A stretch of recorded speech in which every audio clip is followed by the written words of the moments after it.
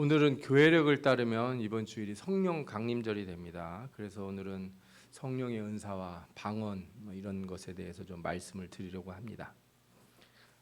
우리가 이제 기독교 절기가 있는데 제일 중요한 절기 중에 하나가 부활절이죠. 그리고 부활절에서 또 우리가 77절 이렇게 이제 77에 49, 50일이 딱 되는 날을 오순절이라고 이렇게 부르기도 해요. 그런데 이게 구약에 있는 절기하고도 똑 맞아요. 그러니까 부활절이 있는 주간이 6월절이 있는 주간이고 6월절에서 똑같이 시간이 지나면은 오순절이 오기 때문에 그래서 이 성령 강림절이라고 하는 주간이 구약에서는 오순절, 77절 이거하고 동일하다 이렇게 보시면 될 것 같아요. 예수님이 이제 하늘나라에 올라가신 뒤에 제자들이 모여서 합심하여 기도를 하지 않습니까? 그때 성령이 불같이 그들에게 임하게 돼요. 그리고 그들의 입에서 특별한 말들이 나오게 되는데 방언이죠. 방언이 입에서 막 나오게 됩니다. 방언은 성령의 오심에 아주 필수적인 증거라고는 할 수 없어요. 성령이 오시면 여러 가지 은사를 주시는데 고린도전서 12장에는 여러 은사들이 나와요. 어떤 사람에게는 성령으로 말미암아 지혜의 말씀을, 어떤 사람에게는 성령을 따라 지식의 말씀을, 다른 사람에게는 같은 성령으로 믿음을, 어떤 사람에게는 한 성령으로 병 고치는 은사를, 또 어떤 사람에게는 능력 행함을, 어떤 사람에게는 예언함을, 어떤 사람에게는 영들 분별함을, 다른 사람들에게는 각종 방언 말함을, 어떤 사람에게는 방언을 통역함을 주시나니 그랬어요. 그러니까 뭐 지혜, 지식 이런 것도 다 성령의 은사고 믿음도 성령의 은사다. 뭐 이렇게도 얘기할 수 있겠죠. 뿐만 아니라 성경에 보면은 별 특별한 일도 다 있어요. 이게 성령의 은사라고 말하기 좀 이런 것도 성령의 은사인가? 막 이렇게 생각하는 일들이 있는데 예를 들자면 독신 같은 거 있죠. 이런 것도 하나님이 특별히 그렇게 허락하지 않은 사람은 할 수 없다. 이런 말씀도 있고요. 또 섬기는 일, 손님 접대하는 일, 또 다스리는 일, 지도하는 일, 선교나 순교도 다 하나님이 주시는 특별한 은사다 이렇게 얘기할 수 있어요. 하지만 방언은 다른 은사들에 비해서 좀 독특한 면이 있어요. 이게 연구 자료를 제가 직접적으로 찾지는 못했는데 경험적으로 좀 봐도 다른 은사들에 비해서 방언 은사를 받는 사람들 수가 훨씬 많아요. 그러니까 은사를 받았다는 사람들을 쭉 살펴보면 제일 많은 사람이 방언 받은 사람이고 방언하는 사람보다 예를 들어서 통역 은사가 훨씬 적고 또 예언이나 신유는 더 적어요. 그래서인지 몰라도요 은사주의자들 혹은 뭐 오순절주의자들이라고 말하는 분들 이런 분들은 방언을 성령이 오셨을 때 반드시 받아야 되는 것이다 뭐 이렇게 얘기도 해요. 그런데 이제 지금 현대 와서 성령의 은사로 받는 방언은 일반적으로 다른 사람들이 알아들을 수 없어요. 여러분들이 방언 기도하시는 분들 기도를 들으면 알아들을 수 있나요? 못 알아듣죠. 근데 초대교회 방언은 좀 특별했습니다. 정말로 다른 나라 사람들 말을 했다는 거예요. 그래서 오늘 성경에 2장에 나오죠. 우리가 다 각 사람의 언어로 하나님의 큰 일을 말함을 듣는도다 이런 말씀이 나와요. 그러니까 외국인들이 자기네 나라 말로 복음을 증거하는 것이 들리기 시작했다는 거예요. 그러니 이 방언하는 사람들이 얼마나 대단해요. 우리가 읽은 본문에 보면 이들이 왔던 여러 나라들이 나오지 않습니까? 아라비아, 뭐 로마, 뭐 메소포타미아, 그다음에 시리아에서도 오고 밤빌라에서도 오고 애국과 구레네에서도 오고 정말 뭐 여러 곳에서 온 사람들이 자기네 나라 말로 이렇게 복음이 증거되는 걸 들었다는 거예요. 그래서 초대교회에 이 첫 은사로 방언을 주셔서 다른 나라 사람들의 말을 할 수 있게 됐다는 것은 좀 특별한 하나님의 역사가 있었어요. 이 오순절 때는 세계에 막 흩어졌던 유대인들이 절기를 지키려고 예루살렘에 옵니다. 뿐만 아니라 유대인만 오는 게 아니고요. 개종한 사람들, 이방인인데 유대교를 믿기로 결단한 사람들도 예루살렘에 와서 절기를 지켜요. 그러니까 이제 전 세계에 많은 사람들이 와서 예루살렘에 모여 있는데 하나님이 그날을 지정해서 복음을 선포하시려고 하니까 누가 옆에서 번역하고 통역하고 이래서는 복음이 빨리 안 전파가 될 거 아니에요. 그러니까 하나님이 성령의 특별한 역사로 외국어를 막 하게 하신 거예요. 쉽게 말하자면 뭐 일본어, 중국어, 뭐 몽골어, 저 베트남, 뭐 인도네시아어 막 하는 거죠. 예. 그래서 사람들이 그때 복음을 듣고 돌아가서 예수 그리스도를 믿는 일들이 실제로 일어나게 됩니다. 베드로는 이때 이렇게 설교를 하면서 요엘서 2장을 인용을 하는데 이 성령이 임하는 때가 곧 어느 때다? 마지막 때다 이렇게 말씀을 해요. 그리고 이렇게 복음이 들리는 때가 바로 주의 이름을 부르는 때고 이 주의 이름을 부르는 자들은 구원을 받을 것이다 이렇게 선포를 해요. 그래서 여러분 성령이 임하셔서 다른 사람들에게 막 복음이 증거되기 시작하는 때가 그때가 이미 말세가 시작이 된 거고 복음이 다 전파돼서 모든 사람이 복음을 다 들으면 그때 뭐가 와요? 그때 진짜 이제 주님의 재림이 온다. 이게 성경에서 말씀하고 있는 바예요. 그래서 이렇게 확실히 사도행전 2장에 처음 성령이 나타났을 때 이렇게 주신 방언은 하나님의 특별한 은사다 이렇게 얘기할 수가 있어요. 그런데 요즘 우리가 방언을 들으면 못 알아듣잖아요. 그러니까 이거 어떻게 된 건가 하는 생각이 드는데 오순절 성령이 임한 뒤에 이방인들이 복음을 들을 수 있을 정도의 이렇게 외국어로 말하는 방언이 나타났지만 금방 시간이 지나서 이 방언이 없어졌어요. 없어졌다고 그래야 되나요?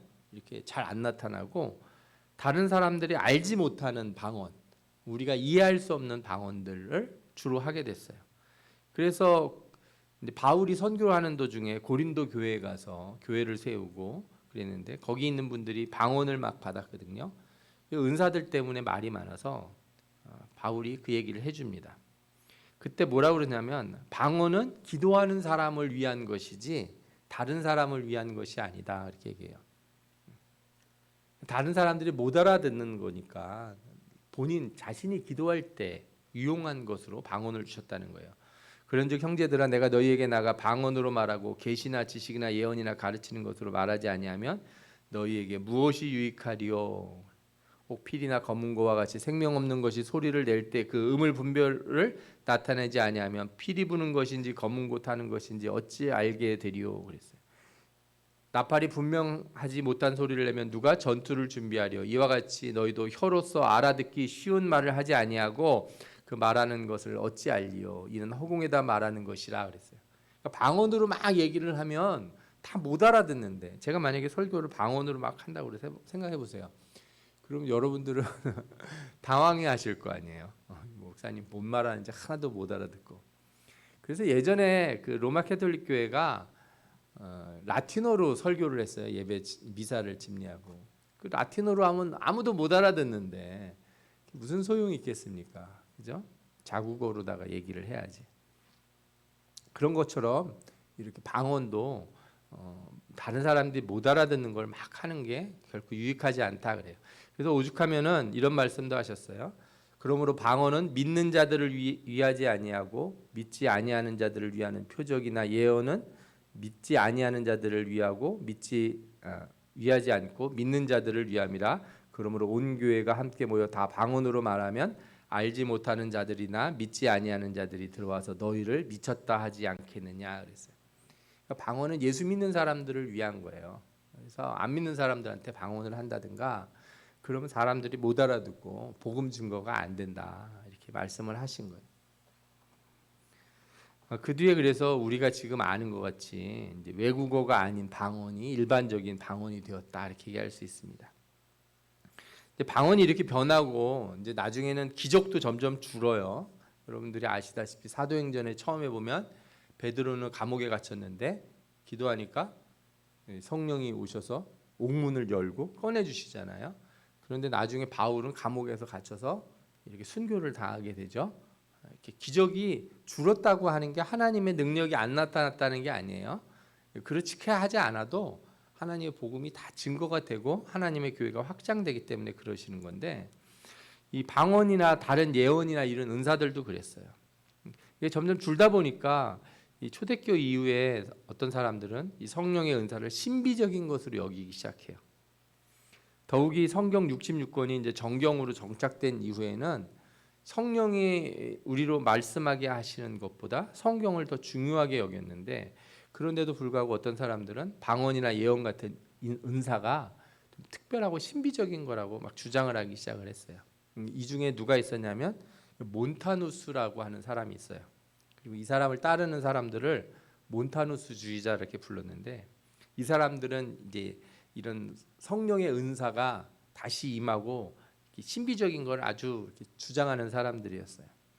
게다가 이 사람들이 왜 문제가 되냐면 예언이나 계시를 받았다 그러면서 성경보다 자기네 계시가 더 먼저다 이거죠. 직통 계시를 받는다. 말하자면 이런 주장을 한 거예요. 그러다가 나중에 이 사람들이 이제 영지주의 또 뭐라 그럴까요? 극단적인 종말론 이런 거 주장하다가 이단으로 정죄를 받게 돼요. 중세교회에는 그래서 그 은사라고 하는 게 크게 그렇게 강조가 되지 않았어요. 물론 당시에도요 은사가 없었던 건 아니에요. 예를 들어서 수도원이나 이런 데서 수사들이 기도하다가 방언을 받기도 하고 다 그랬습니다. 그래도 그거를 막 드러내거나 막 이것으로 무엇을 하는 것을 이렇게 대단하게 해서 교회가 그것을 아주 강조하고 그러진 않았다는 거예요. 그러다가 이제 종교개혁이 일어나는데, 종교개혁은 뭘 더 강조해요? 성경을 훨씬 더 강조하게 돼요. 성경으로 돌아가자. 이게 종교개혁의 가장 큰 원리거든요. 그러다 보니까 꼭 그렇게 은사 같은 걸 받아야 되냐 하는 것에 대해서 이렇게 아주 필요성을 강하게 느끼지는 않았던 것 같아요. 하지만 여러분들이 이거 하나 아셔야 돼요. 하나님이 우리 교회가 어떤 말씀에만 너무 경도되잖아요. 그러면은 이렇게 은사자들을 또 보내시기도 하고 경건주의자들을 통해서 우리의 신앙이 좀 더 영적인 곳으로 이렇게 움직이도록 이렇게 균형을 잡아주세요. 이게 교회사를 보면 항상 그래요. 말씀만으로 안 하고요. 한쪽이 너무 그게 강해지면 반드시 그 시대의 경건주의자들 이런 사람들이 생겨서 기도 운동하고 성령 운동을 꼭 합니다. 그래서 종교개혁 이후에 개혁교회 가운데 은사주의에 좀 열린 교회가 나타나는데 감리교회가 그래요. 감리교회의 시작이라고 할 수 있는 웨슬레가 유럽에서 활동하던 경건주의자 진젠도르프라고 하는 사람을 만나는데, 이 진젠도르프는 아주 이제 신앙이 투철한 경건한 이런 사람이었어요. 이 사람은 이제 모라비안 교도라고 하는 사람들과 함께 생활을 했는데, 이 웨슬리가 이 진젠도르프와 모라비안 교도들의 이 경건한 삶과 성령의 역사, 오순절 체험 같은 것을 보고 큰 영향을 받아요. 특히 모라비안 교도들은 선교에 아주 이렇게 열정을 가지고 있었어요. 그래서 여러분, 선교하는 곳은요 지금도 기적이 잘 일어납니다. 여기 한국에서는 막 목사님이 막 기도하고 그래도 막 회개하고 병나는 사람이 드문데, 이렇게 선교지에 가잖아요. 그러면 이렇게 설교하고 기도를 하는 목사님들도 깜짝 놀래요. 내가 이런 은사가 있었나 하는 생각이 들 정도로 그냥 손을 얹고 안수기도만 했는데도 막 병이 났고 방언이 터지고 막 놀라운 역사가 선교지에 막 일어나요. 그래서 이런 그 선교적인 비전 그리고 오순절 성령 운동에 대한 강한 그 경험을 하고 나서 이 감리교회는 이 영성에 대해서 좀 더 열린 자세를 취해요. 지금도요 그 웨슬리안 교회, 웨슬리의 교리를 따르는 교회들이 몇 교회가 있죠. 감리교, 성결교, 그 다음에 우리가 잘 아는 이제 오순절 교회, 순복음 교회, 이런 교회들은 성령과 은사 운동을 아주 중요하게 여겨요. 그 교회 이름 자체 오순절 교회라고 했으니까 이분들은 오순절 성령 운동이 교회의 특색이기도 하고, 이분들은 방언이 성령 세례의 증거다 이렇게 얘기해요. 그래서 방언 언제 받았냐? 방언 받은 날이 뭐 받은 날이에요? 성령 받은 날이다 이렇게 생각들을 하는 거죠. 근데 이제 이렇게 웨슬리안 교회들이 성령 운동을 했지만 다시 또 19세기 들어서 이성주의가 절정을 달해요. 신학에서도 그런 기조가 강해지고요. 그런데 그때도 다시 그 찰스 피니 같은 사람들이 미국에서 부흥 운동을 할 때 성령 운동이 미국에서 크게 일어납니다. 그리고 그 1900년도 초기에 드디어 성령 은사에 대한 새로운 변화가 나타나는데, 1901년 미국의 토페카라고 하는 곳에서 이렇게 방언을 받은 오즈만이라는 여학생이 있었어요. 아그네스 오즈만이라는 여학생이 있는데 이 여학생이 중국어로 방언을 하기 시작한 거예요. 우리가 오랫동안 방언은 못 알아듣는 방언을 한다고 생각했지 다른 나라 말을 직접 하는 방언을 못 봤는데 1900년도 초에 이런 사람이 나타나기 시작을 했어요. 그리고 이 여학생은 어느 정도였냐면 이렇게 3일 동안 입만 대면 중국어가 나와서 모국어 영어를 할 수가 없었대요. 얼마나 세게 은사를 받았는지. 그리고 글로 대화를 하려고 해도 자기가 모르는 한문을 막 쓰더래요. 아주 그냥 놀라운 역사가 있었던 거죠.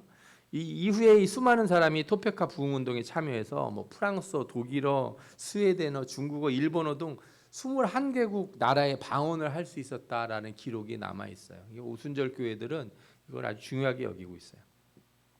그리고 나서 사실 이 운동을 주도했던 찰스 파람이라는 사람이 1905년에 휴스턴에서 미국 텍사스에 있는 휴스턴이라는 곳에서 성경 훈련 학교라는 걸 열어요. 일종 신학교를 열어요. 이 신학교에 누가 들어오냐면 윌리엄 시무어라고 하는 흑인이 와서 들어요. 이 흑인이 당시에 차별을 하도 많이 받아서 신학교에서도 이렇게 제대로 자리에 앉아서 수업을 듣는 게 아니라 복도에서 수업을 들었다는 거예요. 얼마나 근데 이분이 이렇게 열정적이고 그랬는지 하여튼 이 학교를 졸업하고 그러면서 어떤 작은 성결교회 전도사가 되었다는 거예요. 이 전도사가 된 이 시무어를 허친스라고 하는 여자 목사님이 시무하는 교회에서 부흥 집회로 초대를 해요. 이 시무어라고 하는 흑인이 가서 흑인 전도사님이 이제 막 집회를 한 거예요. 집회를 하면서 뭐라고 얘기를 했냐면 성령 세례를 받은 사람은 방언을 한다. 이렇게 강하게 얘기를 한 거예요. 근데 이제 이게 문제가 됐어요. 우리도 지금 오순절 교회가 방언 받은 게 성령을 받은 증거다 이렇게 얘기하는 거를 이게 옳지 않다 이렇게 얘기하지 않습니까? 꼭 성령 방언만이 성령의 은사는 아니니까. 그래서 이 시모라고 하는 분이 그 교회에서 집회를 하다가 중간에 중단을 하게 되고 그래서 어디로 가서 하냐? 리차드 에즈벨이라고 하는 사람 집에 가서 집회를 계속 연이어서 하는 거예요. 그런데 그 집에서 난리가 납니다. 성령의 역사가 일어나서 난리가 나서 사람들이 자꾸 모여드는 거예요. 그러니까 집에서 할 수가 없어가지고 근처 아주사라고 하는 곳에 있는 아주사 거리 312번지에 있는 창고를 임대를 해서 거기서 집회를 해요. 여기에 성령의 역사가 어마어마하게 내려요. 이게 오순절 성령운동의 시작이고 현대 오순절 교회 시작이에요. 그래서 아주사 거리라고 하는 그 말들을 하는데 저는 처음에 이 아주사 이게 무슨 말인가 그랬더니 이 성령운동이 일어났던 그 건물이 있었던 그 길 이름이 아주사 거리예요. 지금도 가끔 이런 일이 일어나요. 여기 리차드 에즈벨이라고 하는 사람의 이름을 딴 에즈벨이 그 신학교가 있는데 2023년이죠. 얼마 전에 여기서 성령운동이 엄청나게 일어나서 이 학생들이 몇 주 동안 계속 집회를 하고 기도를 한 거예요. 막 전국에서 예수 믿는 사람들이 모여가지고. 근데 이제 여기에 보면은 이 성령의 역사가 일어날 때는 항상 또 조심해야 될 것들이 막 섞여 있어요. 여러분들이 이거를 오늘을 좀 아셔야 돼요. 제가 이제 역사적인 얘기를 좀 드렸지만 성령이 지금도 역사에서 우리에게 방언도 주시고 예언도 주시고 치유의 은사도 주세요. 기적이 일어나요. 어떤 분들은 은사가 폐지되었다 이렇게 말하는 분들이 있는데 이건 아니에요. 은사는 더 이상 없다. 방언은 이제 더 이상 없고 기적도 없고 예언도 없다 이렇게 얘기하시는 분은 그거는 약간 오해를 하시는 분들. 성령이 오실 때 믿는 자들에게 방언뿐만 아니라 다양한 은사를 주세요. 그러니까 여러분들이 은사라고 생각할 때 꼭 방언 기도나 예언 기도나 이렇게 뭐 투시나 신유나 이것만 생각하지 마시고 아까도 말씀드린 것처럼 지혜와 지식, 다른 사람을 가르치는 거, 교회를 돌보고 봉사하는 거, 헌신하는 거. 내가 마음이 내가 교회 와서 이런 일을 해야겠다. 우리 주일학교를 보는데 내가 이걸 도와야겠다. 그죠? 우리 교회를 보니까 요렇게 모자란데 내가 와서 이걸 좀 고쳐야겠다. 이런 마음이 왔을 때 그거 누가 주시는 거예요? 그 성령이 주시는 거예요. 성령이 은사를 주시는 거예요. 내가 예수 믿기 전에는 그런 생각 꿈에도 안 해봤다고요. 응? 내가 어디 놀러 가서도 내가 친구들한테도 돈도 한 푼 안 쓰는 사람이 교회에 뭐 한다고 그럴 때 내가 헌금하고 싶은 마음이 들고 봉사하고 싶은 마음이 드는 것도 이거 성령이 주시는 은혜지 이거 그냥 사람이 할 수 있는 게 아니거든요. 그렇죠? 하나님은 지금도 그래서요. 복음이 전해지는 곳에 항상 성령이 역사하게 하시고 그가 기쁘신 뜻대로 일하는 자들에게 은사들을 주세요. 그래서 그 은사를 통해서 교회를 세우고 복음을 증거되게 하시는 줄 믿습니다. 아멘. 또 한 가지 중요한 게 있는데 성령이 그렇게 은사를 주셨다 치더라도요. 절대 성령의 은사는 성경을 넘어서지 않아요. 성경에 없는 걸 추가하지 않는다는 거예요. 어떤 분이 예언의 은사를 받고 계시의 은사를 받았어도 성령에 어긋나는 말씀을 하지 않아요. 성경에는 그날과 그 시는 아무도 모른다고 그랬는데 내가 하나님 앞에 기도하다가 눈에 막 달력이 딱 보이면서 몇 월 며칠 딱 떴다. 에?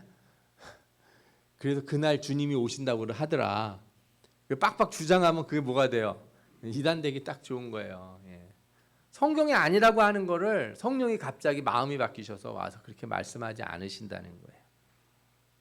그리고 이런 은사도 다 성도를 권면하고 세워주려고 하는 거지 무슨 주술이나 무당이 아닌 거예요.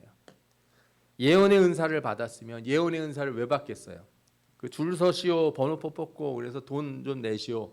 내가 예언해 줄 테니까. 그러라고 예언의 은사를 받은 게 아니고 힘들어하고 어려워하는 사람에게 조금 더 참고 기다리라. 하나님이 때가 되셨다. 조금 있으면 다 된다고 얘기하신다. 이렇게 얘기해 주면 아무것도 모르고 기도만 하고 정말 힘들어하는 성도가 얼마나 힘을 얻겠어요. 그죠? 그렇게 예언의 은사가 성도를 세워주는 데 쓰는 거지. 무슨 무당이나 주술처럼 생각하면 착각이에요. 그리고 여러분 은사는요. 하나님이 주셨다가도 거두실 때가 있어요. 내가 일하는 동안에 필요한 거지. 어떤 분은 자기가 이렇게 예언의 은사를 받았는데 예언의 사역이 끝났어요. 제가 보기엔 하나님이 그분에게서 예언의 사역을 더 이상 원하지 않으시고 거두신 것 같은데 계속 한다고 하면은 뭐가 나와요? 그땐 사람 얘기가 나오기 시작하고 그때부터 문제가 생기기 시작해요. 처음에 시작은 성령으로 시작했다가 나중에 사람의 생각으로 그 하나님의 일을 이렇게 어지럽히는 사람이 될 수가 있어요. 조심해야 돼요. 성경에 보면요 예언 같은 거 할 때도요 뭐라고 하시냐면 혼자만 예언한다고 다 되는 게 아니라고 하세요. 예언하는 자는 둘이나 셋이나 말하고 다른 이들은 분별할 것이요 만일 곁에 앉아 있는 다른 이에게 계시가 있으면 먼저 하는 자는 잠잠할지니라 그랬어요. 그러니까 나 혼자 특별한 얘기를 한다고 되는 게 아니에요. 내가 어떤 하나님 앞에 응답을 받으면 나만 받으면 안 되고 다 같이 받아야 되는 거예요. 교회를 놓고 기도하는데 전부 성도들과 여러 목사님들이 같이 기도를 했을 때 나는 하나님이 이렇게 하라고 그럽니다. 그런데 다른 분들은 나는 그런 기도 응답이 안 왔는데 그러면은 자기를 일단 내려놔야 돼요. 내가 잘못 들었을 수도 있고 내 마음에 온 게 이게 내 욕심에서 나왔을 수도 있으니까 다시 기도해야지. 근데 다시 기도해 보겠습니다. 더 기도해 보겠습니다. 이렇게 하는 게 맞는 거지. 나만 맞고 다른 사람은 다 틀리다 이러면 안 돼요.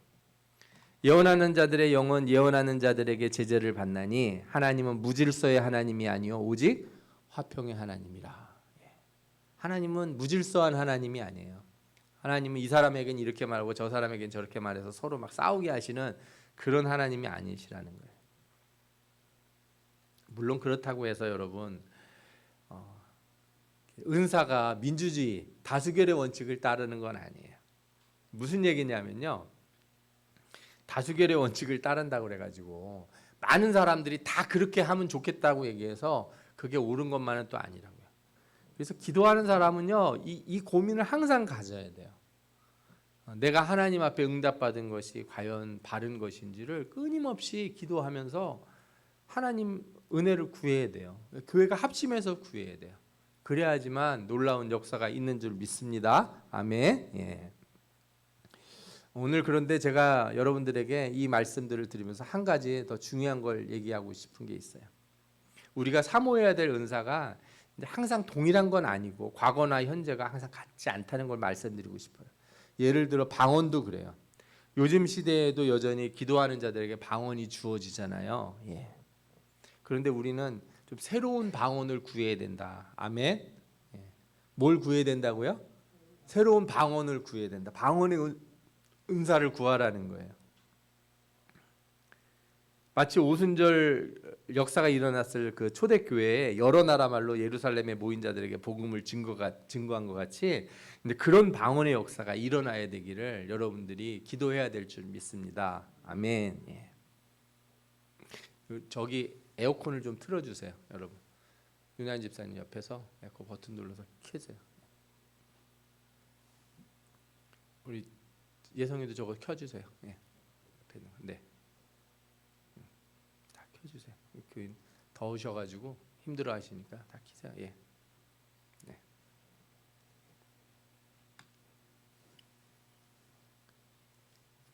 그러니까 우리가 초대교회처럼 새로운 방언을 하나님 앞에 구해야 된다는 거예요. 그 세상이 들을 수 있는 언어로 복음을 증거하는 이런 방언을 우리가 지금 해야 될 때가 됐어요. 그런데 제가 말씀드린 이 방언은 외국어를 하자는 방언이 아니에요. 여러분들이 은사를 받아서 일본어, 중국어, 뭐 스페인어, 독일어 뭐 이런 거 하라는 게 아니에요. 지금 시대는요, 굳이 언어를 그렇게 안 배우셔도 돼요. AI 뭐 번역기가 하도 발달해가지고요, 복음을 전하는데 언어가 장벽이 안 돼요. 예를 들어 채팅을 하는데도 채팅을 할 때 외국인하고 채팅을 하면 실시간으로 다 번역을 해서 해줘요. 내가 한국말로 막 해도 저쪽 사람이 다 알아들어요. 저희가 이 동영상 설교 이런 거 올리지 않습니까? 예, 올리면 이거 시간만 마음만 먹으면 얼마든지 다른 나라 말로 다 변환돼서 올릴 수 있어요. 뭐 돈을 좀 쓰긴 해야 되지만 AI가 영상 그대로 다 바꿔주고 제 입모양까지 바꿔서 일본어, 중국어, 영어 이런 다 바꿔가지고 영상을 만들어줘요. 걱정할 필요가 없어요. 여러분들이 기도해서 하나님 중국어를 잘하는 방언을 주옵소서, 뭐 굳이 그렇게 안 해도 되고, 내가 막 외국어를 잘하는 방언을 저희가 허락하여 주옵소서, 굳이 그렇게 안 해도 성령의 역사가 이렇게 다 전달될 수 있는 그런 특별한 시대가 됐어요. 그런데 문제는 그 언어가 아니에요. 언어가 중국어, 일본어 이런 언어가 문제가 아니고, 복음이 전파되기 위해서는 더 두껍고 높은 장벽을 넘어가야 돼요. 그걸 뚫어야 돼요. 그게 뭐예요?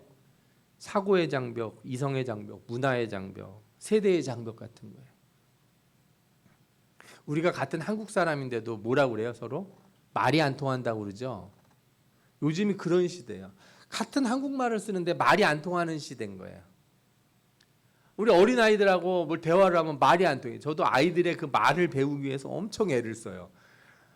같은 한국말을 쓰는 한국 어린아이인데도 아이들 말투가 있기 때문에 그 말투를 잘 들어야 애들 귀에 들릴 수 있는 말을 할 수가 있거든요.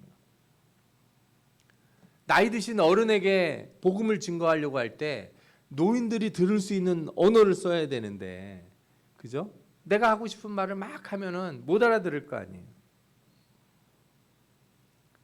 제가 이 말씀을 보면서 그래서 하나님 앞에 기도했어요. 하나님, 저도 제 말투가 있습니다. 제가 배워온 삶과, 그죠? 제가 살아온 그 배경과 경험과 지식이 있어서 거기서 나오는 제 말투가 제 입에 배어 있는 거예요. 설교할 때도 그렇고 평상시 말할 때도 그렇고, 어느 때는 이 말이 다른 사람들의 마음에 안 와닿을 수 있다는 걸 제가 알게 돼요. 그래서 어떻게 해야 돼요? 우리가 말을 배워야 돼요. 하나님 앞에 기도하면서, 하나님, 다른 사람에게 말을 할 수 있는 능력, 방언의 은사를 주옵소서. 새로운 방언의 은사를 주옵소서. 이 방언의 은사를 못 받으면 같은 시대에 살아도, 같은 나라에 살아도, 아니 같은 집에 살아도 복음을 전할 수가 없는 거예요. 하나도 전달이 안 되니까. 예전에는 다른 나라 말을 배우기만 해서도 복음을 전할 수 있는데, 이젠 그것으로는 부족하다는 거예요. 자녀들에게 복음을 증거하기 위해서는 젊은이의 말을 배워야 되고, 노인들에게 복음을 증거하기 위해서는 노인들의 말을 배워야 되고, 어떤 성향이 다른 많은 사람들 사이에 우리가 살아가면서 그들의 삶의 방식들을 배우지 않으면 복음을 증거하기가 너무 어렵다는 거죠. 그래서 어느 교회는 이렇게 주일학교, 저도 요즘 그래요. 주일학교 어린이들이 오면은 핸드폰을 계속 보고 있잖아요. 옛날에는 교회 오면 다 핸드폰 덮어놔. 처음엔 옛날에 그랬어요. 근데 저 그러지 않아요. 걔들에게 그걸 뺏을 수 없어요. 그냥 걔네들 몸에 달려 있는 거랑 똑같아요. 몸에 부착돼 있는 거랑 별반 다를 바 없어요. 그걸 잘 쓰는 법을 가르쳐주고, 이걸 찾으면 여기 찬송가도 있고 말씀도 있고 이것도 알려주고, 여기서 나오는 거 가지고 찬양도 배우고 율동도 하고, 이렇게 하라고 가르쳐 주는 게 맞는 거지. 하지 마. 책만 읽어. 저도 아이들에게 책 읽으라는 소리를 그렇게 하는데, 요즘 시대는 종이책을 사서 읽는 시대가 아니에요. 유튜브를 통해서 배우기도 하고 디지털북이라고 그래서 이렇게 그냥 전자문서로 된 걸 읽기도 하고 그러는 시대거든요. 그러니까 내 삶의 경험만 가지고 아이들에게 얘기해선 전달이 안 될 수가 있는 거죠. 그래서 우리가 아이들이 이해할 수 있도록 복음을 전하고, 젊은이가 느낄 수 있도록 복음을 전하고, 현대 과학과 기술 속에서 형성된 인식을 넘어설 수 있도록 그렇게 복음의 메시지를 전해야 될 줄 믿습니다. 아멘. 세상의 가치관에 매몰된 이들에게 복음의 메시지가 전달될 수 있도록 성령에게 기도하는, 성령님 은혜를 주시고 새로운 방언을 우리의 입술에 주옵소서. 그래서 우리가 다시 한번 부흥의 역사를 이루게 하여 주옵소서. 수많은 사람들이 이렇게 길에 있는데 우리가 복음을 전할 때 저들이 전혀 못 알아듣고 있습니다. 마음에 안 들어갑니다, 이 말이. 우리 하고 싶은 교회 안에서의 말이 아니라 세상과 통할 수 있는 말을 배워서 그 말들을 통해서 하나님의 복음을 전하는 그런 능력을 주옵소서. 성령이 역사하셔서 그렇게 복음의 길이 열릴 수 있도록 은혜를 주옵소서. 이렇게 구해야 될 줄 믿습니다. 아멘. 여러분, 그래서 다시 한번 오순절 성령의 역사와 방언이 우리 가운데 임하기를 구해야 될 줄 믿습니다. 어린이에게, 젊은이에게, 세상에 빠져있는 많은 사람들에게 전해질 수 있는 하나님의 복음의 메시지를 전할 수 있는 능력, 새로운 언어, 이것을 성령이 우리에게 주시기를 구하고, 이것으로 하나님의 복음을 증거하는 우리 모든 성도들 다 되시기를 축원합니다. 아멘. 기도하겠습니다.